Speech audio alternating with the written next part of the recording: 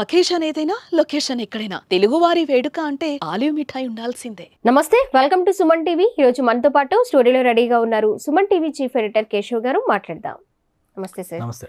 ఈరోజు జరుగుతున్న క్యాబినెట్ మీటింగ్లో అమరావతి క్లియరెన్స్కి సంబంధించి కొన్ని అంశాలతో పాటు అలాగే కొన్ని భారీ పెట్టుబడులు కూడా వస్తున్నాయని కూడా వింటూ ఉన్నాము. అసలు ఎలా సార్ ఇన్ని రోజులు లేని పెట్టుబడులు ఈ స్థాయిలో ఇంత భారీ మొత్తంగా ఏ విధంగా వస్తున్నాయి అనుకోవచ్చు? ఏంటి సార్? అంటే కూటమి నాయకత్వం పటిమ అనుకోవాలి మనం. ఎందుకంటే ఒకటి కాదు రెండు కాదు, మనకు వస్తున్న ఇన్ఫర్మేషన్ ప్రకారం ఈ క్యాబినెట్ లో క్లియర్ చేస్తున్నది మొత్తం క్యాబినెట్ డిస్కషన్ నే మనం 4 పాయింట్లు ఎజెండాగా చూస్తే, first point Amaravati related expenditure.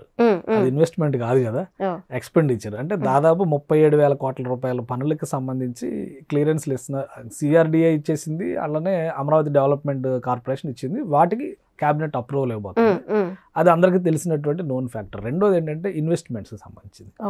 AP investments economic and investments board అని చెప్పని ఉంది కదా, 121,000 కోట్ల రూపాయలకు సంబంధించినటువంటి ప్రపోజల్స్ని క్యాబినెట్ క్లియర్ చేయబోతుంది.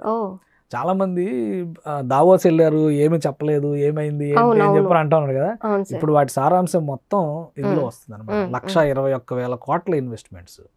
సో అది ఒక ఆస్పెక్ట్. అయితే ఎంఎస్ఎంఈని పెద్ద ఎత్తున ప్రోత్సహించడానికి కేంద్ర ప్రభుత్వం మొన్న బడ్జెట్లో కేటాయింపులు చేసింది. ఇప్పుడు చంద్రబాబు నాయుడు గారు ఆయన నోన్ ఫర్ దట్ అనమాట. ఎందుకంటే కేంద్ర ప్రభుత్వం ఏవైతే పథకాలు పెడుతుందో ఆ పథకాల ద్వారా మ్యాక్సిమం ఫండ్స్ ఏ విధంగా తెచ్చుకోవాలనేది ఈయన ప్లాన్ చేస్తాడు. ఇప్పుడు ఇమ్మీడియట్గా ఆయన ఎంఎస్ఎంఈకి సంబంధించి ప్రతి నియోజకవర్గంలో ఎంఎస్ఎంఈ పార్కులు పెట్టాలనేటువంటి ఒక ప్రపోజల్ చేశారు. అందులో భాగంగా ఫస్ట్ ఫేజ్లో 26 జిల్లాల హెడ్ క్వార్టర్స్లో 26 ఎంఎస్ఎంఈ పార్కులు పెట్టబోతున్నారు. సో వాటికి క్యాబినెట్ క్లియరెన్స్ ఇవ్వబోతుంది. ఇంకొక 4వ అంశం ఏంటంటే అసెంబ్లీ సెషన్స్ నడుస్తున్నాయి కాబట్టి అసెంబ్లీలో పెట్టేటువంటి బిల్స్ అన్నిటిపైన ఒక డిస్కషన్ జరుగుతుంది, వాటిని క్లియర్ చేస్తారు. ఇందులో మేజర్వి ఇన్వెస్ట్మెంట్ ఫ్యాక్టర్స్ కేంద్ర ప్రభుత్వం నుంచి నిధులు తెచ్చుకోవడం, ఈ రెండింటి మీదే క్యాబినెట్ పూర్తిగా ఫోకస్ పెట్టింది. ఏపీ గవర్నమెంట్ దాని మీదే వర్క్ చేస్తుంది ఇప్పుడు. ఓకే సార్, ఇప్పుడు 121,000 కోట్లు అంటే అది చిన్న మొత్తం కాదు, చాలా ఎక్కువ పెట్టుబడులు ఒక్కసారిగా రావడం అనేది. ఇప్పుడు ఆ పెట్టుబడుల గురించి అవి ఎలా మెయింటైన్ చేసే అవకాశాలు ఉన్నాయి? ఇప్పుడు వచ్చే పెట్టుబడులకు సంబంధించి ప్రతిపక్షాలు ఏ విధంగా రియాక్ట్ అయ్యే అవకాశం? అంటే ఒకటి, ఇప్పుడు పెట్టుబడులు ఒక volume of business A time నుంచి ఏ టైం వరకు చేస్తారు దాన్ని బట్టి డిపెండ్ అయి ఉంటుంది. కానీ వాళ్ళు ఇచ్చినటువంటి ఒక లిస్ట్ మన దగ్గర ఉంది. ఆ లిస్ట్ కూడా నేను చెప్తాను మీకు. 121,000 కోట్లు అంటే నిజంగానే అంత పెద్ద అమౌంట్ వస్తుందా? మొన్నే నరేంద్ర మోడీ గారు వచ్చి 2,08,000 కోట్లు అన్నారు, రిలయన్స్ వాళ్ళు వచ్చి 65,000 కోట్లు అన్నారు, టాటా పవర్ వాళ్ళు వచ్చి 49,000 కోట్లు అన్నారు. అన్ని వేల కోట్లలోనే ఉన్నాయి కదా. అంటే ఈ లిస్టు ఒకసారి చూడండి, చాలా ఆశ్చర్యకరమైనటువంటి లిస్ట్. మనం చెప్పాలంటే ప్రీమియర్ ఎనర్జీస్ అని చెప్పని ఈ కంపెనీకి సంబంధించి మొన్న కూడా మనం కొన్ని వీడియోస్ చేసాం. 1,700 కోట్లు తెలంగాణలో ఇన్వెస్ట్ చేయాల్సింది ఆంధ్రాకి నాయుడుపేటకు వచ్చేస్తుంది అన్నమాట. మొత్తం 10 కంపెనీలకు సంబంధించి 121,659 కోట్ల రూపాయలకు సంబంధించిన పెట్టుబడులు క్లియరెన్స్ ఈ క్యాబినెట్లో ఇస్తున్నారు. దాల్మియా సిమెంట్స్ కడప జిల్లాలో 2,883,000 కోట్ల పెట్టుబడులు పెట్టబోతుంది. లులు గ్లోబల్ ఇంటర్నేషనల్ సంస్థ విశాఖపట్నంలో 1,500 కోట్లు పెట్టుబడి పెట్టబోతుంది. Satyavedu reserve infra private limited company Sri సిటీలో 25,000 కోట్ల రూపాయల ఇన్వెస్ట్మెంట్స్కి రాష్ట్ర ప్రభుత్వంతో అగ్రిమెంట్ చేయబోతుంది. సో వీటన్నిటికీ కూడా ఇప్పుడు ప్రభుత్వం క్లియరెన్స్ ఇస్తుంది.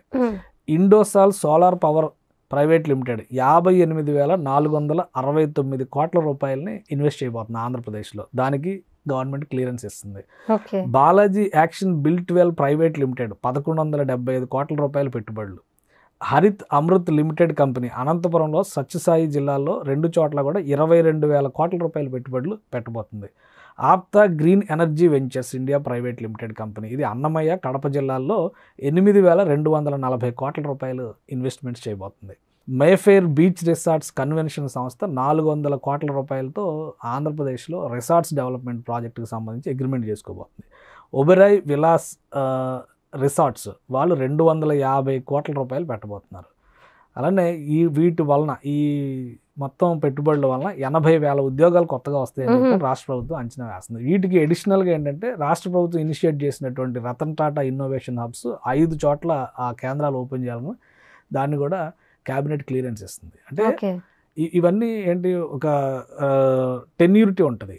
ఒక 2 years 3 years 4 years లో జరిగేటువంటి ఇన్వెస్ట్మెంట్స్. బట్ బల్క్ వాల్యూమ్ పరంగా చూస్తే 1,21,000 కోట్ల రూపాయలకి ఈ కంపెనీలన్నింటితో కూడా ఒప్పందాలు చేసుకుంటుంది రాష్ట్ర ప్రభుత్వం. ఆ ఒప్పందాలకి క్యాబినెట్ క్లియరెన్స్ ఇస్తుంది.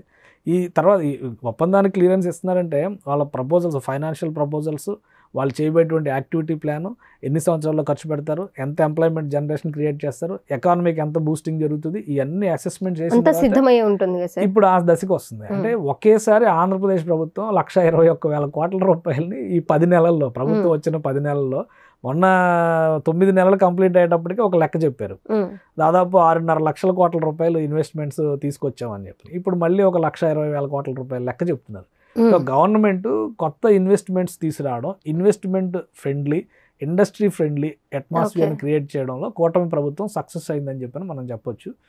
ఈ కంపెనీలు ఏ విధంగా ఇనిషియేట్ చేస్తాయి, రాబోయే రోజుల్లో ఎంత ఫాస్ట్గా ఎగ్జిక్యూట్ చేస్తాయి. ఎందుకంటే ఇప్పుడు మనం కొన్ని చూస్తే రిలయన్స్ ఇండస్ట్రీస్ 65,000 కోట్ల ఇన్వెస్ట్మెంట్స్ అన్నారు. ఆల్రెడీ వాళ్ళు 10-12 కంప్రెస్డ్ బయోగ్యాస్ ప్లాంట్లు రెడీ చేశారు, ఓపెన్ చేయడానికి రెడీ అవుతున్నారు వాళ్ళు. అంటే ఈ లాస్ట్ మొన్న డిసెంబర్లో డిస్కషన్ జరిగింది, జనవరిలో అగ్రిమెంట్ జరిగింది. 3 నెలల కాలంలో, 3 నెలలు కూడా కంప్లీట్ కాలే, ఇంకా వాళ్ళ ప్లాంట్లు రెడీ అయిపోతున్నాయి. So speed of doing business అని చంద్రబాబు నాయుడు గారు అంటున్నారు కదా, ఆ పేస్లో పనిచేస్తున్నట్టుగా ఇక్కడ కనిపిస్తుంది. ఇదైతే కనుక ఖచ్చితంగా ఆంధ్రప్రదేశ్ ఇవన్నీ చూస్తూ ఉంటే మనం అలాగే మాక్సిమం అన్ని ప్రాజెక్టులకు కూడా 3 years టైం పెడుతున్నారు ఆయన. 3 years అంటే ఇప్పుడు 2028 కల్లా ఇవన్నీ ఆపరేషన్స్ లోకి రావాలి. సో అంటే చాలా పెద్ద మెగా వెంచర్స్ కదా ఇవి. 58,000 కోట్ల ఇన్వెస్ట్మెంట్ అంటే ఒక రోజులో 2 రోజుల్లో అయ్యేది కాదు. సో అందుకని ఒక సమగ్రమైనటువంటి ప్రణాళికతో ఏపీ గవర్నమెంట్ ముందుకెళ్తుంది. ఏపీ క్యాబినెట్ ఒక గుడ్ న్యూస్ ఆంధ్రప్రదేశ్ ప్రజలకి ఇవ్వబోతుంది. ఈ క్లియరెన్స్ వచ్చిన తర్వాత ఎక్కడెక్కడ ఏ ప్రాంతాలు, అన్నిటికీ మించి ఎంఎస్ఎంఈ పార్కులు అనేది చాలా ముఖ్యమైనది. ఎందుకంటే మన రాష్ట్రంలో ఇప్పటికి కూడా ఎక్కువగా వ్యవసాయ ఆధారిత రాష్ట్రం, తర్వాత స్మాల్ అండ్ మీడియం ఇండస్ట్రీస్ పైన ఆధారపడినటువంటి వ్యవస్థలు చాలా ఉన్నాయి. కరోనా తర్వాత ఈ వ్యవస్థలు మొత్తం దెబ్బతిన్నాయి అనేటువంటి అభిప్రాయం ఉంది. జిఎస్టీ వచ్చిన తర్వాత రాష్ట్రంలో కాదు దేశంలోనే 25-35% ఎంఎస్ఎంఈలు మూతపడ్డాయి అనేటువంటి అపవాదం మోడీ గవర్నమెంట్ ఎదుర్కొంది. ఇప్పుడు ఈ బడ్జెట్లో ఎంఎస్ఎంఈని రివైవ్ చేసేటువంటి ఒక ప్రణాళికను తీసుకొచ్చి మళ్ళీ ప్రజలను ఎత్తున పాలు పోసేటువంటి ప్రయత్నం కేంద్ర ప్రభుత్వం చేస్తుంది. దాన్ని ఏ విధంగా అడ్వాంటేజ్ చేసుకోవాలి, ఆంధ్రప్రదేశ్లో ఉన్న ఎంఎస్ఎంఈ సెక్టర్కి ఏ విధంగా ఉపయోగపడేలా చేయాలి, ఆ ఫోకస్ మీద ప్రస్తుతం కూటమి ప్రభుత్వం ఆంధ్రప్రదేశ్లో పనిచేస్తున్న సంకేతాలు అయితే కనిపిస్తున్నాయి. సో ఈ by and large 4 statements, 4 decisions కూడా చాలా కీ డెసిషన్స్, ఆంధ్రప్రదేశ్ అభివృద్ధికి దిశానిర్దేశం చేసేటువంటి అంశాలు. రాబోయేటువంటి రోజుల్లో ఆర్థిక వ్యవస్థ బలోపేతం కావడానికి, పటిష్టం కావడానికి ఖచ్చితంగా ఇవి ప్రాతిపదిక అయ్యేటువంటి అంశాలుగా కనిపిస్తున్నాయి. Okay sir, thank you so much sir. Suman టీవీలో మీ పర్సనల్ అండ్ బిజినెస్ ప్రమోషన్స్ కోసం కింది నెంబర్కి కాంటాక్ట్ చేయండి.